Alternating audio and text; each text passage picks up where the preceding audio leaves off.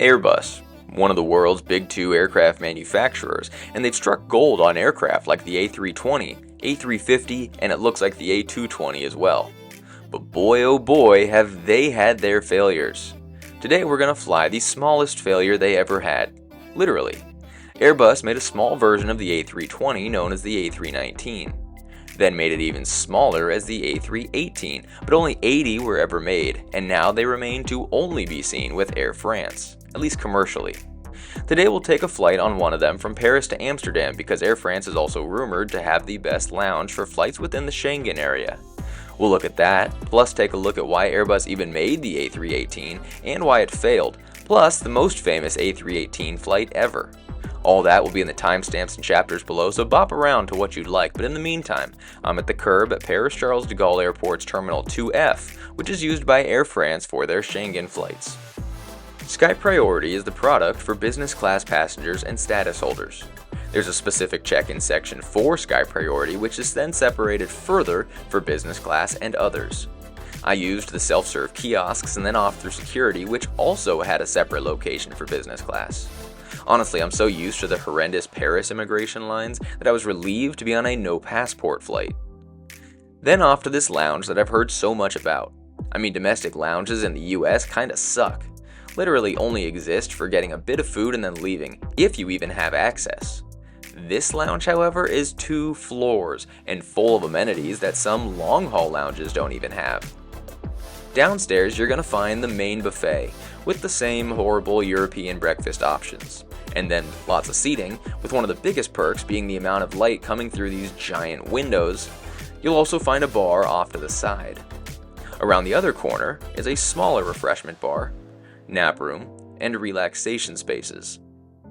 Then going up the stairs, which are appealing all on their own, brings us even more amenities. For starters, there's another buffet, albeit smaller than the main one downstairs, but enough to not have to keep going up and downstairs every time you want to eat. Off to the side is the Clarence Spa to unwind, but it does book up. But that's right next to the shower suites, which were almost booked up themselves at 10 a.m. Opened in 2021, it's honestly a great looking lounge. Considering the Delta Sky Clubs, United Clubs, or American's Admirals Clubs in the US are like closets at most non-hub airports, I'd rank this lounge ahead of the long-haul lounges of airlines like Lufthansa, Qantas, at least in Melbourne, and Air India, plus loads more, but that's because there's many more lounges less nice than this, and much fewer that beat it.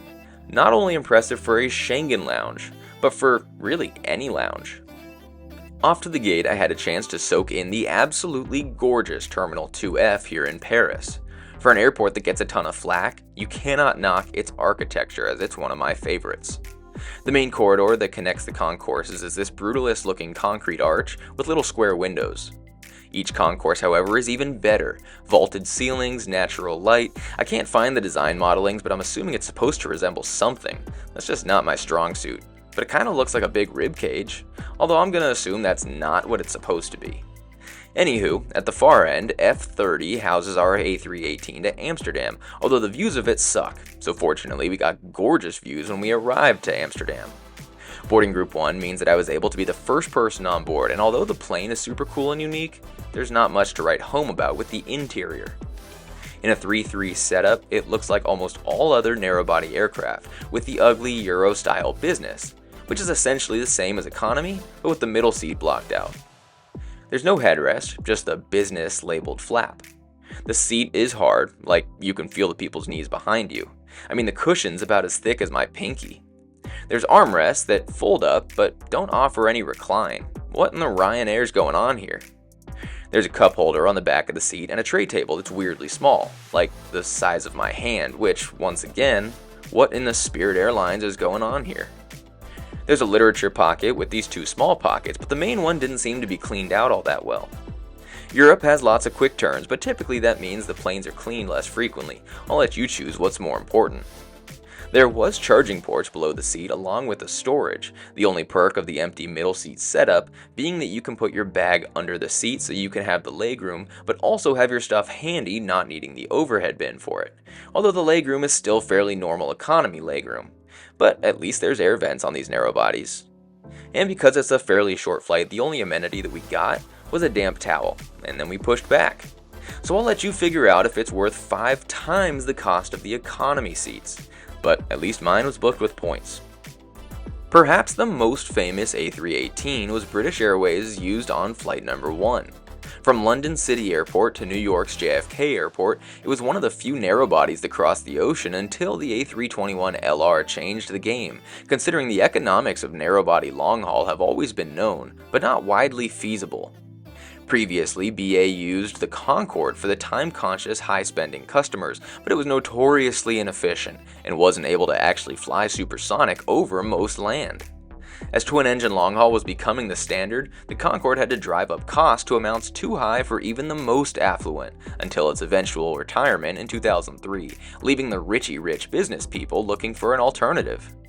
British Airways decided to rededicate the flight number 1 tag to the new A318 flight, which was definitely not the Concorde. So they had to draw people in somehow. They took this plane and made it all business class seats, with 32 seats from front to back for an extra private and all luxury feel.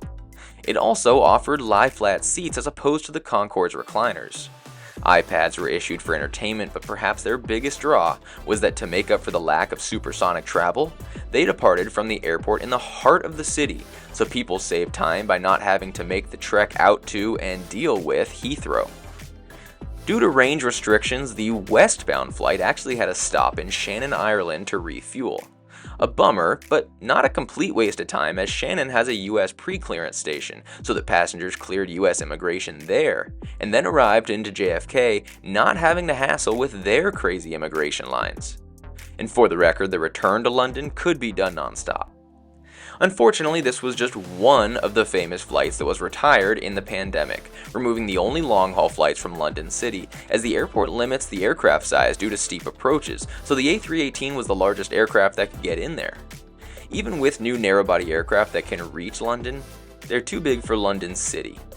Honestly though, the product wasn't destined to be around for much longer. It was an aging product with rising cost and inconvenient stop. Plus, a waste of money of a costly JFK slot, since that same arrival slot could be used for an A380 and could fit nearly 15 times more passengers. Although I do wonder if, since they were arriving as a domestic flight, why White Plains or LaGuardia were never a target.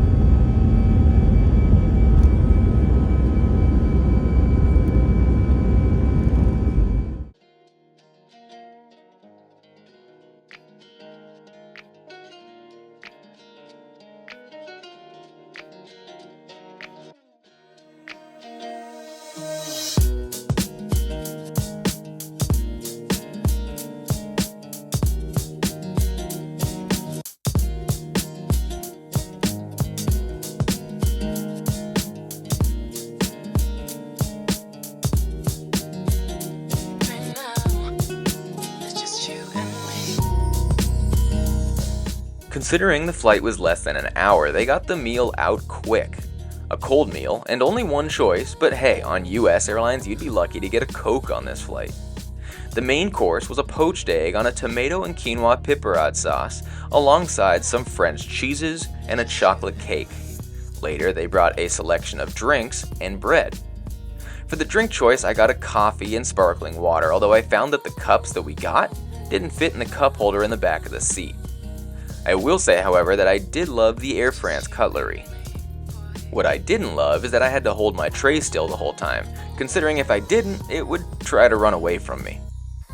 This flight took us from the airport with the second most SkyTeam carriers to the airport with the most SkyTeam carriers. On a SkyTeam carrier, of course.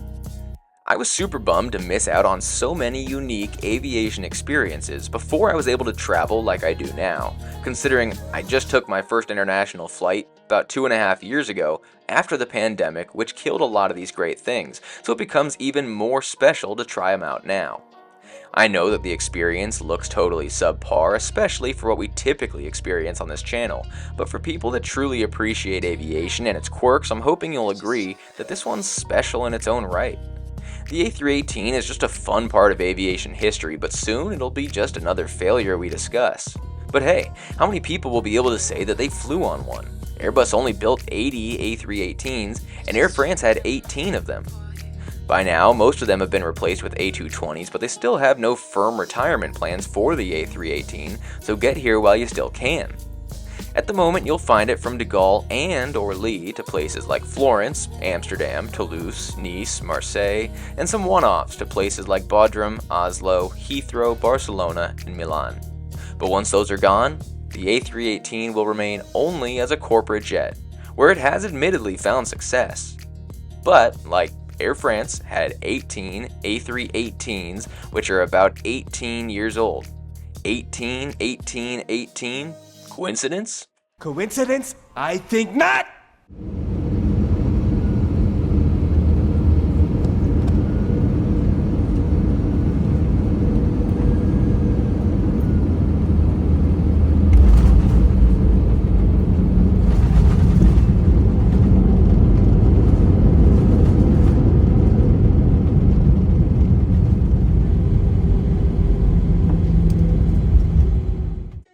The A320 family has always been Airbus's bread and butter. In 1988, Air France first flew the A320, which was so popular that Airbus released a stretched cabin, adding capacity, in 1994 known as the A321, and a smaller capacity for lower density routes in 1996 known as the A319.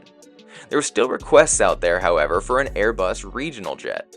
The desires included roughly 100 seats, a 3-2 cabin setup, and roughly 3,000 nautical miles. Airbus decided that to save on some R&D, they would reuse the A320 frame but shrink it to an even smaller size. This would lead to an aircraft with just over 100 seats in a 2-class setup with overpowered engines for its size. The idea sounded great and they actually racked up a fair amount of orders initially.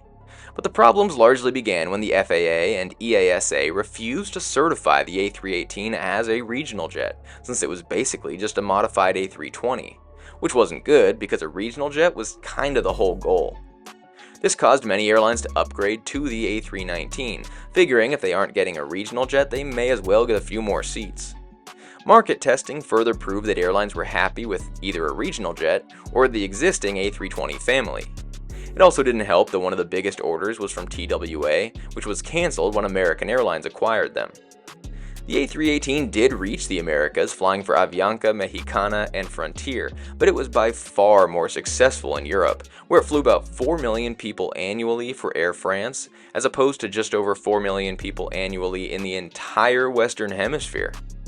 Air France and British Airways, however, did find the perfect niche for it. It was great on low-density routes, but especially short runways and steep approaches where regional jets lacked the performance.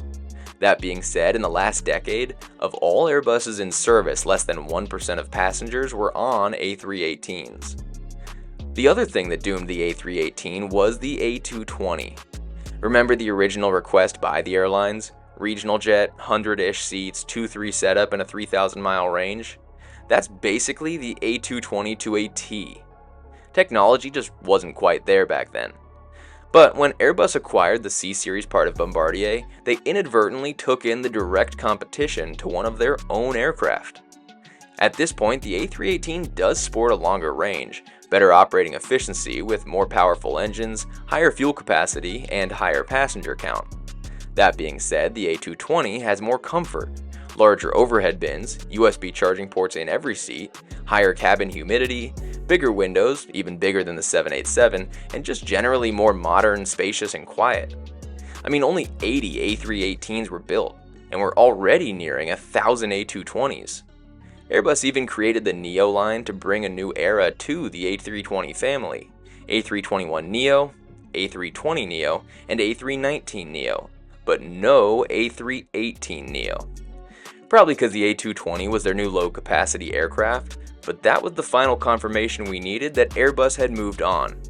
Personally, I believe the thought to low-density routes changed. It used to be smaller, lower capacity jets, but it's now changed to a mindset where capacity doesn't matter, but the airplanes were made more efficient instead. The ERJ is outselling the CRJ. The A350 is outselling the A380. On all scales, efficiency wins. But let me know your thoughts on it, however. And until then, safe travels. I'll see y'all next time.